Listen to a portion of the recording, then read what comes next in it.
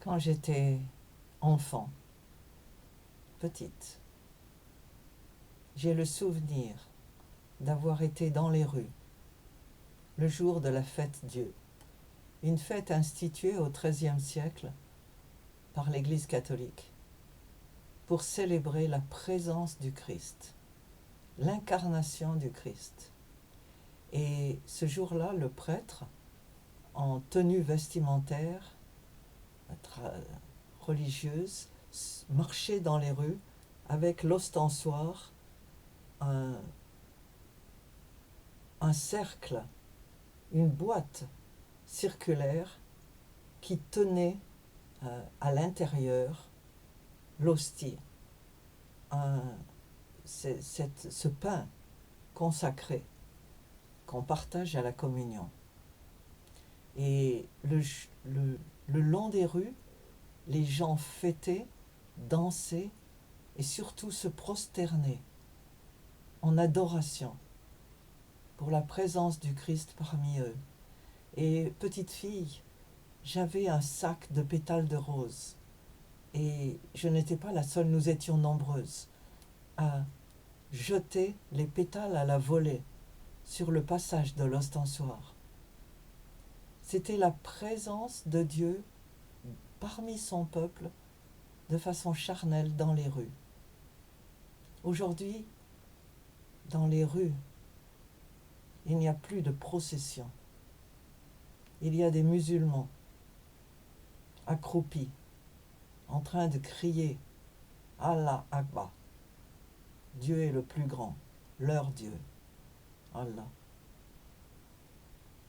On se lamente de la même manière sur la déconsécration des églises qui ont servi de lieu de culte pendant des siècles, dont les murs suintent de l'aura de la prière de chrétiens sans nombre, qui ont imprégné de leur prière ces murs séculaires. Aujourd'hui, ces églises deviennent des lieux de communauté, des maisons quelquefois, des maisons personnelles, ou des marchés, ou d'autres activités, d'autres lieux d'activité. On construit au contraire des mosquées dans toute la France, et pas seulement en France, mais partout. De nombreuses mosquées, et pas des petites mosquées, parce que les musulmans ne s'en contenteront pas. Leur nombre se multiplie, explose. Et tous les jours, des pétitions arrivent en ligne, demandant aux chrétiens de signer ces pétitions pour protester contre la construction de nouvelles mosquées. Maintenant, tout ce que je voulais vous dire, attirer votre attention sur le fait que aucune pétition n'aboutira complètement. On peut toujours signer toutes les pétitions qu'on veut. Les mosquées finiront par se multiplier. Même si vous ne les voyez pas, elles se multiplieront. Une seule chose peut les arrêter: la recrudescence du nombre de chrétiens dans notre pays. Si les mosquées se multiplient, si les églises continuent à être dévastées, tombent en ruine, sont détruites ou déconsacrées, c'est seulement le signe que la foi chrétienne diminue. Et la foi chrétienne, elle doit se propager. Aujourd'hui, les hommes et les femmes ne se marient plus, et quand ils viennent ensemble, ils ne viennent plus ensemble pour la vie, dans la majorité des cas. Les unions deviennent instables.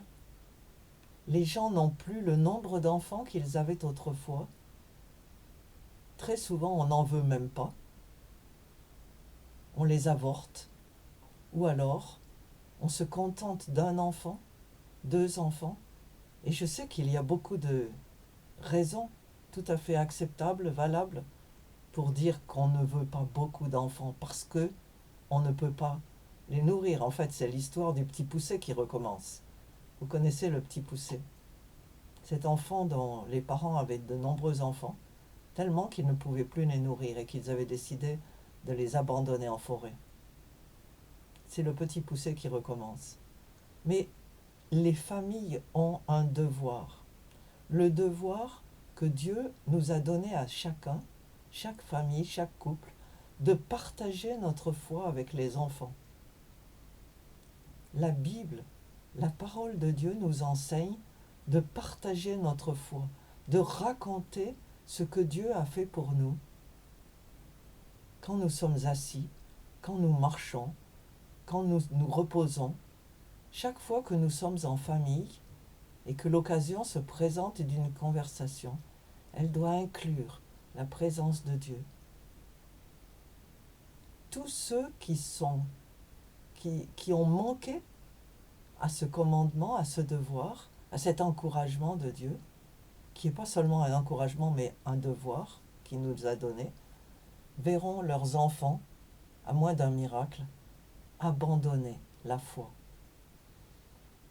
Tandis que, en islam, il n'y a rien de tel. Si vous êtes musulman, vous dites à vos enfants qu'ils sont musulmans. Il n'y a pas de choix. Et les apostats seront mis à mort. C'est le Coran qui le dit.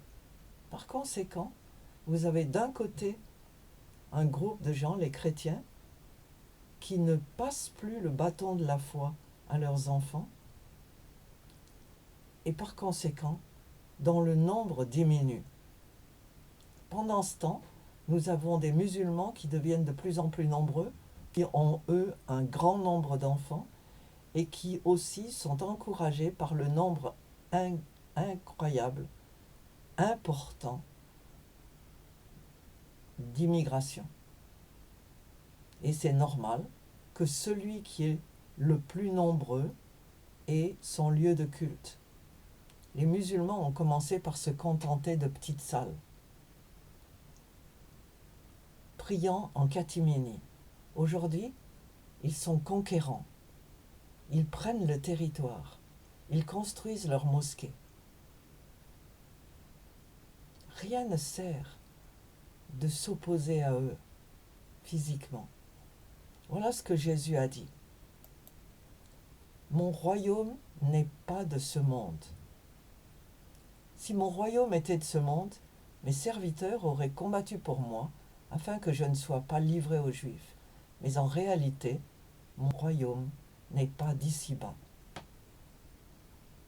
Alors, au lieu de gémir sur le nombre grandissant de mosquées, au lieu de se lamenter sur le nombre d'églises vides et en décrépitude, mon frère, ma sœur, tombez à genoux. Priez. Priez pour la conversion de ceux qui vous entourent.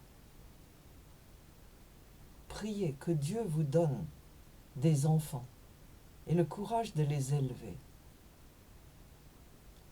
Que Dieu soit glorifié dans le nombre et surtout la passion pour lui de ceux qui l'ont choisi, qui ont répondu à son appel. C'est une grande œuvre. Courage.